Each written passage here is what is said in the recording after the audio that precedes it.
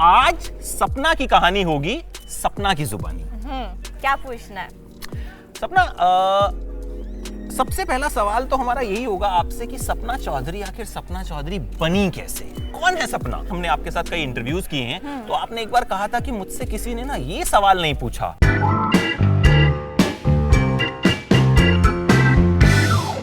सपना कौन है? तो आज वो सवाल मेरे ख्याल से अमित जी एक नॉर्मल लड़की है जो अपने परिवार से उतना ही प्यार करती है जितनी बेटियां करती हैं।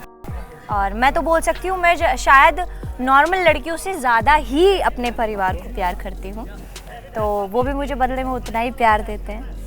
मैं घर में वैसे ही एक बहन हूँ, एक बेटी हूँ, एक ननद हूँ, एक मासी का किरदार करती हूँ, और फिर उससे हटकर जितने भी मेरी टीम मेंबर हैं उनके साथ कभी मैं बच्ची बन जाती हूँ, कभी मैं उनको डांट फटकार देती हूँ, बॉस बन जाती हूँ। तो मेरे कई तरीके के किरदार मैं प्ले करती हूँ आम जिंदगी में आम तौर पर। लेकिन सपना एक बहुत पॉजिटिव लड़की है जिसने एक भी सिचुएशन को अपनी ज़िंदगी में डिनाई नहीं किया, एक भी चीज़ को अपनी ज़िंदगी में अबॉर्ड नहीं किया कि नहीं ये मैं नहीं कर सकती। मैं बहुत स्ट्रॉन्ग हूँ, बीच में मैं बहुत वीक पड़ी, लेकिन उस वीक पॉइंट का भी मेरे पास प्लस पॉइंट ही आया। तो मेरा मानना ये है कि शायद मैंने कभी फ्यूचर प्लानिंग की ही नहीं, किसी भी चीज़ को लेके नहीं की कि मुझे ये बनना है, ना ना ना बाबा मुझे यहाँ तक पढ़ाई करनी है, ना ना बाबा मुझे ये सीखना है। नहीं, मुझे लगा कि भगवान ने जो ट्रैक मेरे लिए रेडी किया ना, मैं उस पर चलती गई, बस मैंने उस ट्रैक पे हार नहीं मानी। अगर मैं उस ट्रैक पे हार मान जाती तो शायद सपना चौधरी आज सपना चौधरी नहीं होती। ऐसा क्यों बोलती हैं आप कि आपका बचपन नहीं था? मैं बिल्कुल बोल सकती हूँ कि मेरा बचपन नहीं था, क्योंकि जो बचपना करने का वक्त होता है उसमें पापा को बीमार देखा है, मम्मी को काम करते देखा है, मुझे खिलौने नहीं मिले, बाहर खेलने को नहीं मिला, क्योंकि पापा जब हॉस्पिटल रहा करते थे तो मम्मी को इस बात की ज़्यादा चिंता रहती थी कि घर में बेटी है। तो इस वजह से मैं उनकी चिंता को दूर करने के लिए घर में ही रहती थी, बाहर खेलने जाती ही नहीं थी। हाँ, मैं लड़कों को ज़रूर पीटती थी क्योंकि लड़कों को पता होता था कि मैं नाइट शोज़ करने जाती हूँ। तो नाइट शोज़ का इतने गंदे तरीके से मजाक उड़ाया जाता था कि मेरे को उस वक्त लड़कों को लेके बहुत ही गंदी वाली वाइब्स आती थी, और किसी भी लड़के को मैं कहता सुन लेती थी तो मेरा खून खौल जाता था, फिर मैं उन्हें पीटती थी। यही रीज़न रहा कि मैंने 9th स्टैंडर्ड से लेके 12th स्टैंडर्ड तक खूब लड़के पीटे हैं। जो मेरे बारे में कुछ भी बोलता था मैं उसको धो डालती थी। अच्छा, मैं जानना चाहती हूँ आपको ये शो, आप इसके अंदर कैसे आई? शुरुआत कैसे शोज कैसे मिले, डांस कैसे मिला करना? ग्रुप में आप जुड़ी थी पहले, जैसा कि मैंने आपके बारे में रिसर्च की तो मैंने पढ़ा कि एक ग्रुप से आप जो है मेरे बारे में रिसर्च इतनी हुई है लेकिन आज तक किसी को मेरे ख्याल से ठीक ठाक पता ही नहीं है कि कैसे तो वही हुआ, इसलिए हम जानना चाहते हैं सपना की कहानी आप ही की जुबानी। जब 2009 में मैंने स्टार्ट किया तो मैंने मॉडलिंग से स्टार्ट किया था। मैं हट्टी कट्टी और जवान तो पहले से ही लगती थी, तो मैंने उसमें ट्राई किया। लेकिन उसमें क्या होता था ना कि 1500 रुपये मिलते थे एक दिन के, 1500 मिलते थे, 600-700 रुपये तो आने जाने में किराया खर्च हो जाता था। रात का नहीं पता होता था, दिन का पता नहीं होता था। सुबह 5 बजे कभी बस स्टैंड पे उतरते थे, कभी रात को 3 बजे बस स्टैंड पे उतरते थे। मेरी माँ मेरा हाथ इतनी तेज़ बस स्टैंड पे पकड़ के खड़ा हुआ करती थी ना कि आज तक मुझे वो पकड़ याद है कि मेरी बेटी को रात को कोई मुझसे छीन के ना ले जाए। तो वो चीज़ें जब मैं याद करती हूँ ना तो मुझे बड़ा अच्छा लगता है कि हाँ, मेरा नहीं तो कोई बात नहीं, लेकिन मेरी मम्मी की मेहनत खाली नहीं गई। लोगों का रिएक्शन कैसा था? मतलब आपने बताया कि जब आप नहीं, नॉर्मली लोगों को लगता है कि सपना चौधरी अब सपना चौधरी बनी है 2-2.5 साल में आफ्टर बिग बॉस। लेकिन नहीं, नॉर्थ इंडिया में जिस दिन सपना चौधरी ने पहला शो किया था, सपना चौधरी उसी दिन बन गई थी।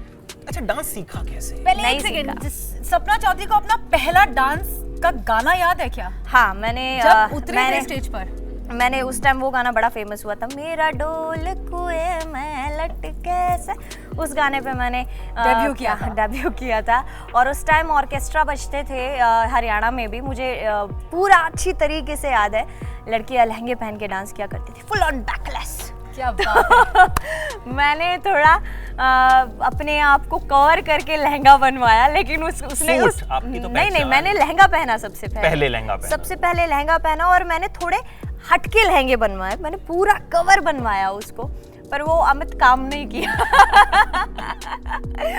सोचे ये क्या है, ढका हुआ कैसे है। पर मैं समझ गई थी कि हाँ ये चीज़ काम नहीं करेगी, लोगों को इस चीज़ में कोई इंटरेस्ट नहीं है। लेकिन जब मैंने बीच में फिर 1 साल फिर से अबॉर्ट कर दिया, मैं डांस नहीं करना, क्योंकि मैं गाने में बहुत इंटरेस्ट रखती थी। मेरे को लगता था कि मुझे सिंगिंग करनी चाहिए। मैंने बहुत गाने गाए, अभी फिलहाल जब चढ़ गया ना, और जब मैं यूँ बोल देती हूँ आए मैं गाऊंगी, तब मैंने गाने गाए हैं। वरना पहले तो सर मुझे गाना सिखा देते, अरे तुम गाओगी, तुम डांस तक ही सीमित रहो। सूट आपकी एक तरह से कई साल वो आज भी है। वो वजह क्या थी?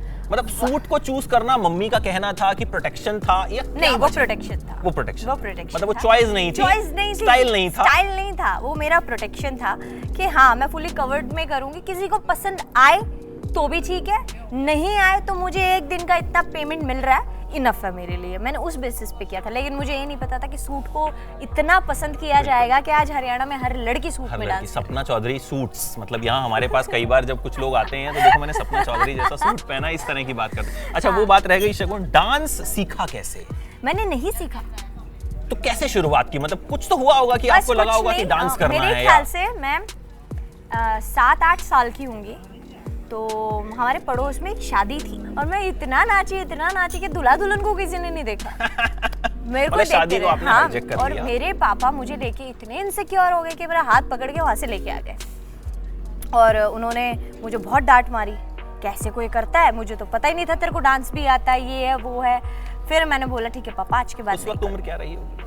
7-8 साल की होंगी मैं। 7-8 साल में सपना ने शादी में डांस किया और वहां से डांस एक्सप्लोर हुआ और आज। और मुझे सबसे अच्छा क्या लगा, मेरे पापा को इस बात पे गुस्सा नहीं है अमित के मैंने डांस किया, मेरे पापा को इस बात पे गुस्सा है कि लोगों ने मेरे पे पैसे फेंके और मैंने वो उठाए। आई थिंक ये सब लोग करते हैं, हमने भी बाराती में जब वो पैसे फेंकते थे तो हम नीचे से उस टाइम मुझे ये लगता था कि यार 10 रुपए मारे जा रहे हैं। पता नहीं होता, बचपन होता है। मैंने सारे खसेट लिए और तुम मानोगे मेरे पास 200-250 रुपए इकट्ठे हो गए, वो 10-10 रुपए करके। तो पापा ने मुझे बहुत डांट मारी। फिर मैंने बोला ठीक है आज के बाद नहीं डांस करूंगी। फिर मम्मी ने मेरे को एक दिन डांस करते हुए पकड़ लिया, मैं उस गाने पे कर रही थी, ओ मेरे सोना तुम मेरे हो ना, और मैं ऐसे कर रही थी। मम्मी को लगा कोई सोना मिल गया है। मम्मी मैं ऐसे कर रही थी, मम्मी कह रही हाँ तो बहुत अच्छा नाचा है। और फिर ऐसे करके मेरे को मेरे हाथ में 10 रुपए दे दिया। क्या बात है। बस मेरी तो निकल ली, मगर यार जब भी नाचूंगी ना पैसे मिलते हैं। अब मेरे को सनक चढ़ गई, मगर जब भी नाचूंगी पैसे मिलेंगे। तो फिर मैंने पापा के सामने एक बार और डांस किया, थप्पड़ पड़ा। मैंने बोला पापा सब तो पैसे देता हो, थप्पड़ मार रहे हो। तो बोले कोई पैसे वैसे नहीं देते बेटा, गलत बात है, पढ़ाई में ध्यान दो। पर उनकी इनसिक्योरिटी भी बहुत ठीक थी, अपनी जगह फिर बंद कर दिया बिल्कुल। लेकिन हाँ मुझे ये थोड़ा सा था कि हाँ रिदम अपने आप ही है इंटरनल, तो शायद मैं डांस करूंगी तो वो हो जाएगा। फिर जब मैंने स्टार्टिंग की तो मुझे लगा कि यार अब इस लाइन में आ ही गए हैं तो शायद कुछ अलग करना चाहिए, अलग ट्राई करना चाहिए। मैंने खोड़िया और अपने जो मेरा बिल्कुल अलग सा यूनिक सा स्टाइल था उसको मैच किया और जितने भी अलग अलग स्टेप हो सकते थे मैंने सारे निकाल डाले। क्या बात है। चुन्नी ओढ़ के, ये ओढ़ के, वो ओढ़ के। और जब मैंने उनको स्टेज पे ट्राई किया तो वो जो स्टेप हरियाणा को आज अलग मुकाम पे लेके गए हैं, पे जब आप डालते हैं तो वो स्टेप्स ने क्या कमाल किया वो आप देख सकते हैं। पर उन स्टेप पे जो देर रात तक मेहनत हुई है वो किसी ने नहीं देखी। सपना चौधरी स्टेप्स नाम से ही जो है वो जाने जाते हैं। तमाम बड़े सुपरस्टार्स के भी स्टेप्स रहे हैं शगुन, तो ऐसे ही सपना चौधरी के भी स्टेप्स। अच्छा सपना, कामयाबी अपनी कीमत वसूलती है, आपसे भी वसूली। एक दौर ऐसा आया जब सपना चौधरी बहुत डाउन भी गई, उससे आप उभरी। देखिए वो एक मिसाल है बहुत उभरी इस देश की तमाम लड़कियों के लिए। जहाँ तक मैंने देखा है कि आप हर सिचुएशन को वक्त दोगे ना तो बुरी से बुरी सिचुएशन हंसते हंसते काट सकते हो, लेकिन आप उस चीज को वक्त नहीं दोगे ना, उस चीज को वहीं रोक दोगे और तुरंत डिसीजन लोगे तो वो खराब कर देती है। जैसे कि मैंने लिया, मैंने कम से कम 15 दिन अपने घर की सिचुएशन ऐसी देखी है कि जहां मैं अपने घर को कहीं और ले जाने की सोच रही थी, वहां मुझे इतने मतलब लोगों के ताने सुनने को मिले कि सपना चौधरी ने ये किया, सपना चौधरी ने वो किया, फलान ढिमकान। और फिर मैंने अपनी मम्मी को कभी ये सोचा भी नहीं था कि वो कुछ ऐसा करे जो मैं देख ना सकूं। मैं आज भी नहीं चाहती कि मेरी माँ कुछ ऐसा करे कि मैं देख ना सकूं। तो वो हमेशा जो वो सिचुएशन थी कि मेरी मम्मी का पुलिस स्टेशन में बाहर बैठना, बार बार उनको 4-4, 5-5 घंटे वेट कराना, लोगों का दिक्कत देना, परेशानी देना, तो वो चीज़ कहीं मैं पचा नहीं पाई और मैंने ये कदम उठाया।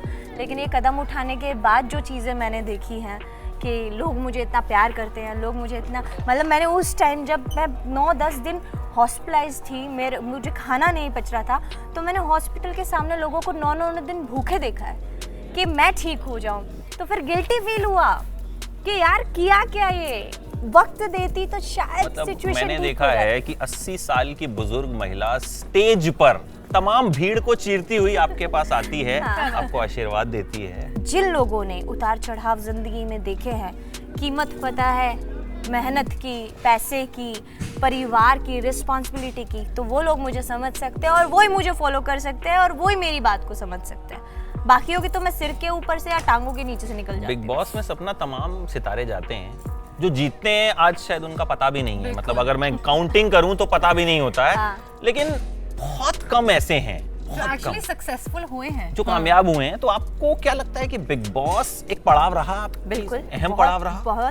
बहुत अच्छा पड़ाव रहा मेरे ख्याल से। जब तक मैं यहाँ थी मुझे सिर्फ नॉर्थ इंडिया की क्वीन कहा जाता था, आज मुझे देसी क्वीन टैग मिला बिकॉज ऑफ बिग बॉस। दिखाइए अपना ये टैग cute दिखा भी सा दीजिए। tattoo, तमाम क्या बात देश है। की जो लड़कियां हैं उनके लिए सपना मिसाल हैं कि मुसीबतों को पार कर कर कैसे आगे बढ़ा जा सकता है। और सपना, आप क्या, आपके दिल की बात जो आप कहना चाहती हूँ, देश से शेयर करना चाहती हूँ, लोगों से, लड़कियों से, लड़कों से, तमाम बिल्कुल। अपने चाहने वालों से?